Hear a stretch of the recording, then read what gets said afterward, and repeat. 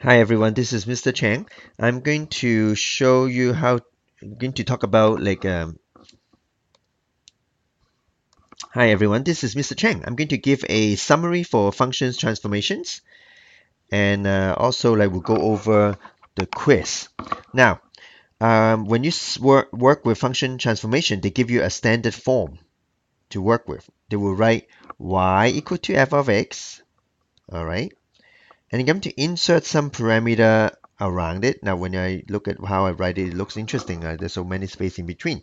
So y equal to f of x, you have a function, and then you going to add four parameters to this function. Okay, you can either multiply your function by a value, that is a, or you can add a value to your function. So all these are done outside the function a and k. Or you can change the x value to b and h. You multiply by b, all right, and then you need to put a bracket, or minus h. So you're either changing the function on the outside, a and k, or changing the function in the inside, changing x into b bracket x minus h. And then here the result. A will be a vertical stretch, all right, will be stretch the function vertically by the amount you multiply with. So if it's a 2, you've stretched the whole thing by a 2. Vertical stretch, which means you stretch it away from the x-axis. So it's become taller. And if your stretch is a value less than 1, let's say you stretch it by half. Well, if you multiply by half, it will become shorter. All right, so we call that compression. So stretch is a generic term. When a is bigger than 1 is an expansion. All right. When x is between 0 and 1 is a compression. Well, how about negative? When a is negative, you flip it. It's a reflection. You flip it over the axis. Okay. Now, how about b value? Well, b value is a horizontal stretch. However, not by the amount of b. It's by 1 over b. So if b is 2 up here, b is whatever appear in the equation. If b is 2, the transformation is 1 over 2 to the function. It's being compressed, all right, because 1 over 2 is less than 1, so it's being compressed horizontally. And then h is moving left or right, all right. If h is positive, it's moving to the right, all right, when h is positive, and it's moving to the left when h is negative. And then how about k? K is positive when you go up, right? If you go up, it's positive. When you go down, it's negative. So that's the summary. Okay. So if you just look at this number here, right? H positive, you go right and go up and so on. All right. Now, so for example, like if I write y equal to 2f of 3 bracket x plus, okay, minus 5 minus 5. All right. What are the transformation? Vertical expanded by 2, horizontally stretched by 1/3, which is a compression. So we always use the word stretch to make it easy. Like if I say compressed by 1/3, like compressed by a number small, does it become bigger? So it's confusing. So we always say it's a stretch. When the number bigger than 1 is an expansion. So this vertical expansion. The number is 3, but the effect is 1 over 3. So therefore, it's a horizontal stretch, which is by 1/3, which is a compression. Here is moving to the right by 5 units. All right, there's a negative sign here. But if you match the form, see, the form has a negative sign. So the h value is positive 5. So when you have x minus 5 is moving to the right by 5 units. Here, the k value is negative 5, which moves down 5 units. You may wonder, how come b and h are different? Is it inconsistent? Well, it's actually no, because if you move the 2, if you move the a and move the k back to the other side, all right, how do you move it? You first plus 5 here, and then you divide by 2. So for the same equation, I can like move the 5 over, okay, and then now multiply both sides by half. I can have the following like this. Now you can see it's consistent, all right? Like it's consistent such that actually everything need to be swapped. When you have 1/2, you need to flip it around. It's expansion by 2. when you have plus 5, you need to go to the opposite direction. It's down 5, right? This is 1/3, like this is moved to the right. But the form make us write to the other side for A and K, so therefore they flip. So whatever the amount appear here is what the transformation will be, and looks like only B and H you need to flip it around. And for the B, they put including a negative sign in the form so that it's take care of the changing direction. Okay, so hopefully it will be clear. All right. And then when you deal with different notation, so that's the basic. You always go back to this transformation form, read your A, B, H, K, read the parameter correctly, then you can figure out what's the actual transformation. Now, there are other notation that we seen, but all derived from this. All right. So, for example, the function notation. All right, we move the A and K on this side. So, if you say plus 5, all right, the function notation is this. This is the function notation. However, something called the replacement notation is they only focus on either changing x or changing y. So if you have a replacement notation, what's the change here? It's not changing x, it's changing y. We need to move the 5 back to this side. So compared to the original function, for transformation, you always have a starting point. This is your starting point. And then your transform function. Then you can talk about A, B, H, K. So here, it has, what's the replacement? Y has become y minus 5. You write this the following. Y become y minus 5. This represents a k value of positive 5, which represent a moving up 5 units. All right.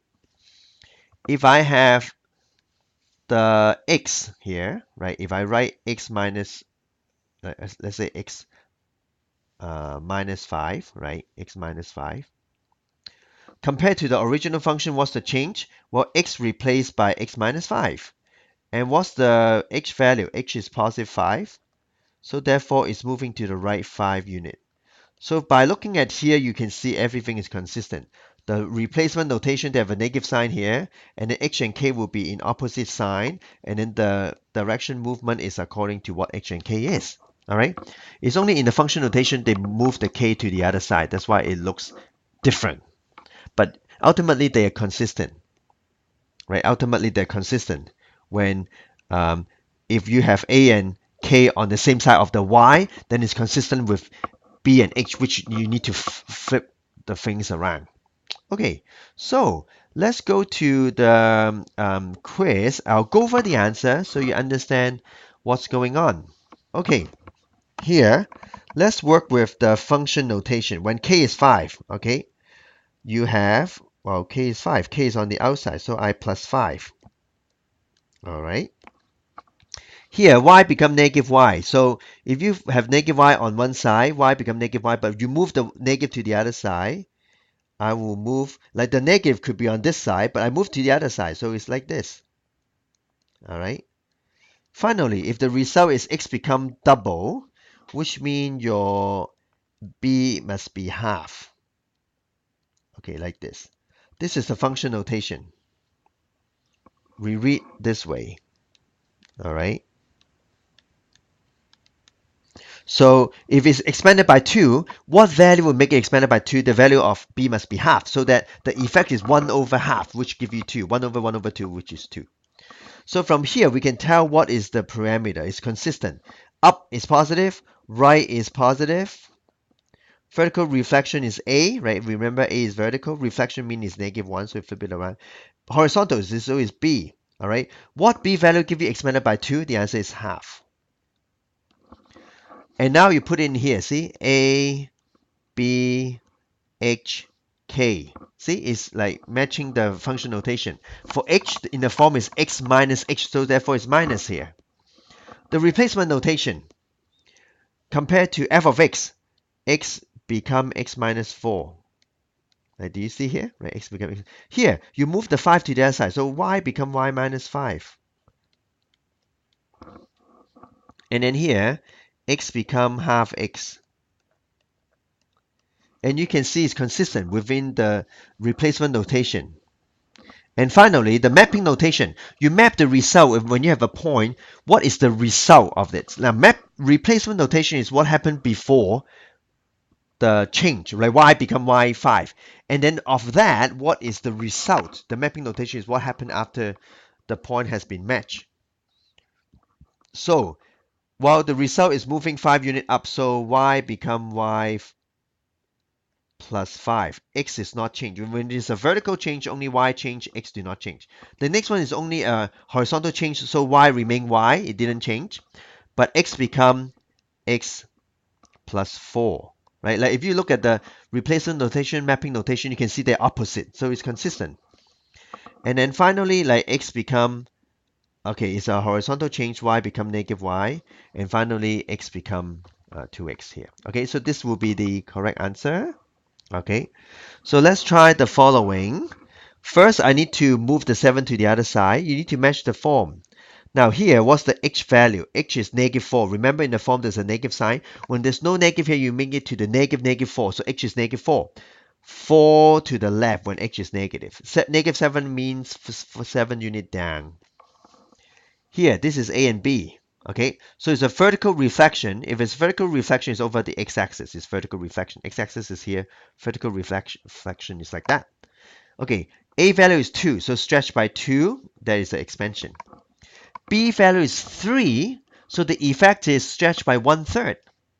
So when the number is less than 1, is a compression.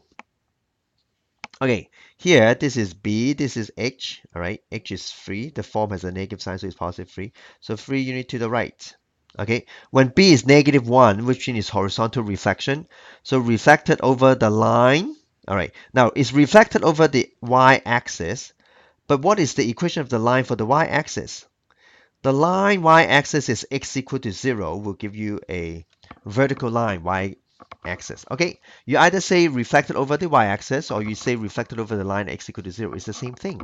Y-axis have the equation x equal to 0. Okay, finally, what's happened here? Like you can move the 1 to the back, which become plus 1. All right. The negative is your a value. A, B, K. Okay, move 1 unit up. Okay, A is negative, so reflected over the x-axis is a vertical reflection. Okay, what's the equation of the x-axis? The equation of the x-axis is y equal to 0. So it's either give this or that as the answer. And then B is 4 over 5 here, so you flip it by 5 over 4 horizontally. All right, B you always need to flip. 5 over 4 is a bigger number bigger than 1, so it's expansion. Okay, now for question number 3, how to do this question properly? You first read the transformation and you can figure out what is ABHK. You always work with the function notation first. Don't work with the equation directly. Okay, let's cover it for now. Let's work with function notation. With the function notation, everyone got it right. Okay, if it's horizontal compressed by a quarter, so which half, which means B is 2. All right. Vertical y-axis is horizontal, so B is negative 2. So B is negative, so negative 2. And expanded by 8, so A is 8. Now, when you put in function notation, you write the following. F of y equal to A f of negative B, right, negative 2x. This is what you will write. Now, when you plug into the equation, now knowing that f of x is equal to x squared plus 3, now when you work with x squared plus 3, that's your starting point. You won't say 3 is k. When you say 3 is k, which means you think about x squared as your starting point and then you plus k. No, but this is your starting point. This is your f of x. So when you work with function notation, you put the 8 on the outside of the whole thing. What people miss is they will miss the bracket. So the final answer should be you put the 8 of the outside of the whole thing. X squared plus 5 plus 3. You need to bracket the whole thing. Don't just put the 8 in front of the x squared. That's wrong. You need to 8 the whole thing. And then now you replace x by negative 2. Okay? And then you simplified it, that's your answer. So if you simplified it, negative 2x squared is 4x times 8 is 32x squared plus 24. Okay, so that will be the correct answer for this question. So I will make a second video to finish the rest of the of this quiz. Okay, thank you.